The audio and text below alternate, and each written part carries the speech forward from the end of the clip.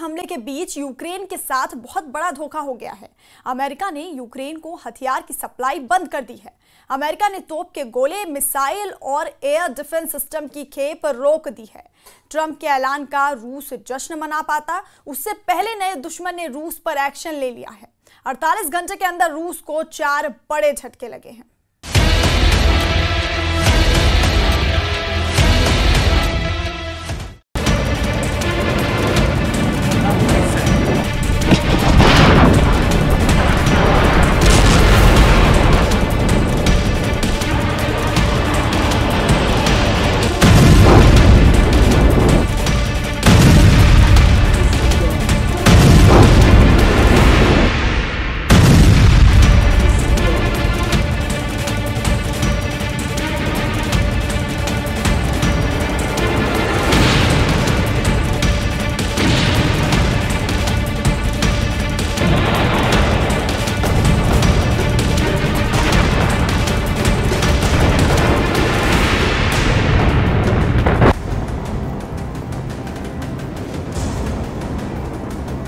जिस युद्ध में जंगी जेट बम बरसा रहे हैं,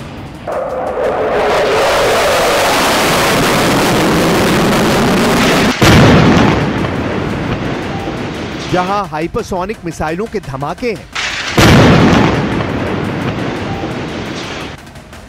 जहां पर हाईटेक ड्रोन से हमले हो रहे हैं,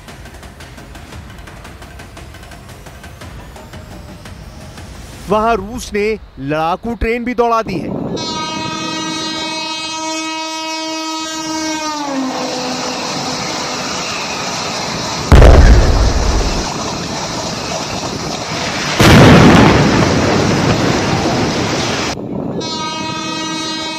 यूक्रेन की तबाही के लिए पुतिन ने लड़ाकू ट्रेन युद्ध में भेजी है।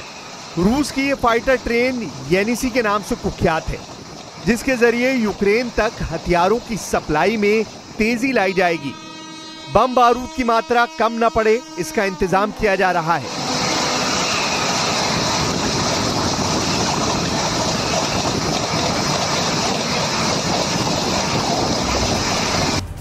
वहीं यूक्रेन को ट्रंप ने जबरदस्त झटका दिया है। जिस अमेरिका के दम से ज़ेलेंस्की ने रूस से युद्ध का जोखिम मोल लिया, वही अब युद्ध से भाग खड़ा हुआ है।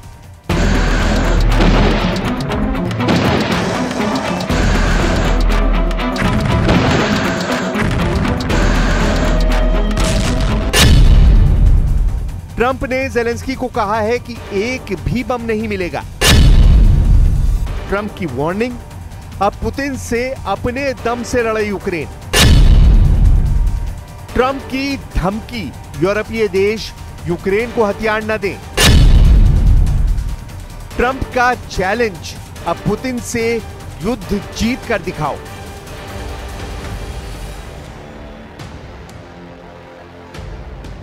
यूक्रेन को ये दिन देखने पड़ेंगे, किसी ने नहीं सोचा था सुपर पावर अमेरिका इस तरह यूक्रेन को युद्ध में अकेला छोड़ेगा। इसकी कल्पना भी नेटो फोर्सेस ने नहीं की, लेकिन ये तल्ख हकीकत है। अमेरिका ने यूक्रेन की हथियार सप्लाई रोक दी है। यूक्रेन के डिफेंस और अटैक दोनों हथियारों का संकट गहरा गया है। अमेरिकी हथियारों ने अब तक यूक्रेन को बचा रखा है।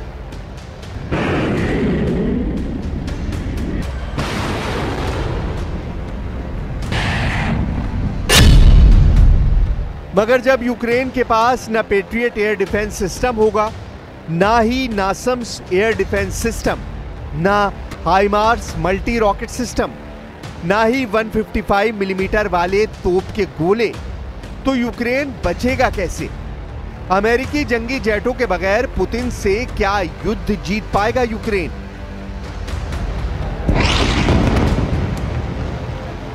युद्ध जीतना तो बहुत मुश्किल बात है। यूक्रेन बच भी पाएगा, यह भी कहना मुश्किल है।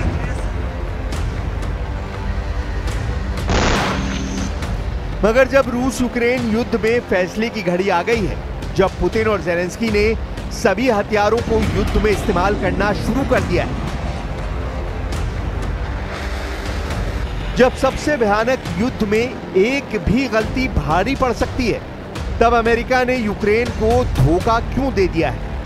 सुपर पावर ने यूक्रेन की हथियार सप्लाई क्यों रोक दी है? क्या अमेरिका यूक्रेन की जीत नहीं देखना चाहता? क्या ट्रंप ने पुतिन से कोई सीक्रेट डील कर ली है? इस सवाल का जवाब नेटो तलाश रहा है। यूरोपीय यूनियन भी ट्रंप के फैसले से परेशान हो गया है। अमेरिका ने यूक्रेन को जंगी हथियार देने से साफ मना कर दिया है, वो भी ऐसे हथियार जिनके बिना ज़ेलेंस्की की जीत मुमकिन नहीं। अचानक ऐसा क्या हुआ? कल तक पुतिन को सबसे बड़ा विलन बता रहे ट्रंप अचानक क्यों पलट गए? प्रेसिडेंट पुतिन को वॉकओवर देने से ट्रंप को क्या फायदा है? बात बहुत गहरी है। पेंटागन इस बात को उजागर नहीं करना चाह रहा, हालांकि पुतिन को सब पता चल चुका है। रूस को जो चाहिए वो ट्रंप ने कर दिया है।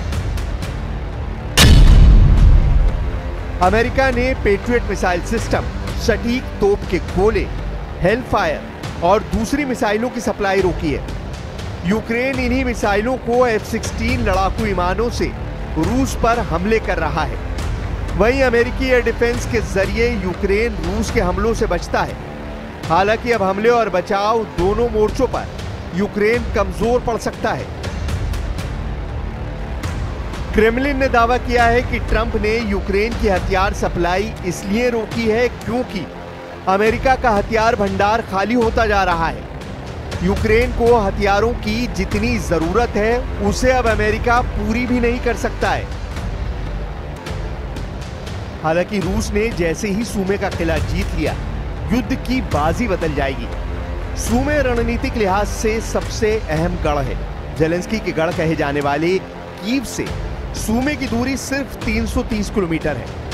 जमीनी रास्ते से देखें तो सिर्फ 5 घंटे के भीतर सूमे से कीव तक पहुंचा जा सकता है। हवाई रास्ते से ये दूरी सिर्फ 1.5 घंटे में पूरी की जा सकती है। कीव पर बढ़ते खतरे को देखते हुए यूक्रेन के विदेश मंत्री ने पश्चिमी देशों से युद्ध में साथ आने की अपील की है।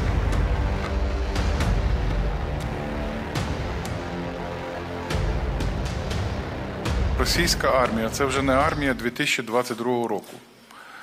Вони також здобувають бойовий досвід, вони також застосовують новітні технології, випробувані на полі бою, і вони також авансують в розвитку своєї оборони, чи свого оборонного сектору і оборонних промисловостей. І це загроза не лише для України, це загроза для трансатлантичної безпеки. जमीनी लड़ाई में रूस का ट्रैक रिकॉर्ड भी शानदार रहा है। अब तक युद्ध में रूस ने नेटो फोर्स के ज्यादातर टैंकों को तबाह कर डाला है। यूक्रेन की जमीन पर लड़ने पहुंचा जर्मनी का मेन बैटल टैंक लेपर्ड अब रूस की सड़कों पर ऐसे घसीटा तक गया है। नेटो के बड़े हथियार जिनको पुतिन ने जहन्नुम रसीद किया है,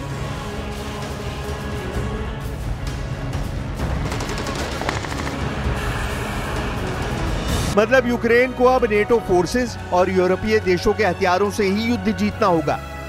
मगर यूरोपीय देश कितने दिन पुतिन से दुश्मनी निभाएंगे ये कहा नहीं जा सकता है। फ्रांस के राष्ट्रपति मैक्रोन ने पुतिन से फोन पर बात की है। यह बातचीत 2 घंटे लंबी चली। दोनों नेताओं ने यूक्रेन और ईरान के युद्ध पर बात की है, जिसमें मैक्रोन ने युद्ध विराम समझौते की अपील पुतिन से की है।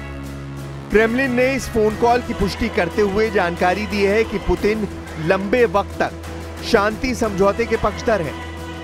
फ्रांस ने बातचीत की पहल की है। प्रेसिडेंट पुतिन भी बातचीत के लिए तत्पर हैं।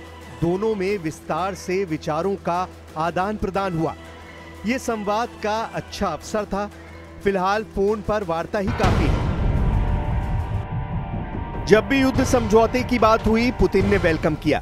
उन्होंने ट्रंप से भी पीस डील करने की कोशिश की, लेकिन पुतिन की शर्तों पर युद्ध विराम के लिए ज़ेलेंस्की तैयार नहीं हुए। तुर्की में कई दौर की बैठकें भी बेनतीजा रहीं, जिससे भड़के पुतिन ने पूरे यूक्रेन पर कब्जे की धमकी दे डाली है। रूस अब अपने इसी मिशन को कंप्लीट करने में जुटा है। इसके लिए ड्रोन और मिसाइलों से यूक्रेन के शहरों को जलाया जा रहा है। यूक्रेन भी रूस पर पलटवार करने में देर नहीं कर रहा, मगर जब यूक्रेन के पास हथियार ही नहीं बचेंगे तो वो युद्ध कैसे लड़ेगा? यूरोपीय देशों से मदद मिलती रही तो भी यूक्रेन का जीतना मुश्किल है। युद्ध जितने ज्यादा दिन खिंचता जाएगा, परमाणु युद्ध का खतरा बढ़ता जाएगा। न्यूक्लियर युद्ध में रूस से टकराने का मतलब तबाही है। पुतिन के पास दुनिया के सबसे ज्यादा एटम बम है, दुनिया की सबसे खतरनाक मिसाइलें हैं। पुतिन ने परमाणु धमाके शुरू किए तो यूक्रेन ही नहीं यूरोप भी खाक हो सकता है।